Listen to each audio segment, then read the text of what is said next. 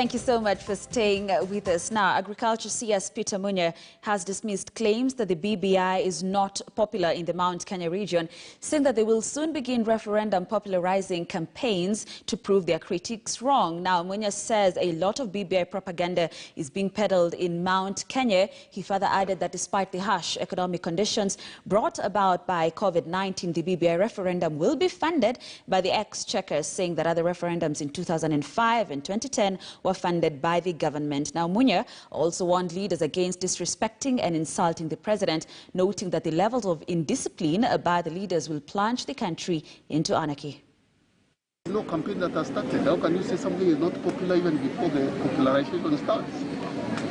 You are jumping the gun, isn't it? We are starting now, and the target is June. So we can't start making a judgment before there is a campaign. The campaign is starting. Umesikia hawa wenyewe wakisema hawajaikataa.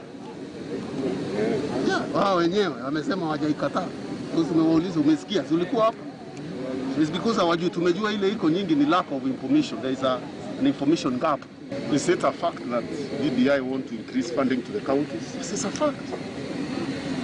Because there are people who are saying, oh, we don't have money.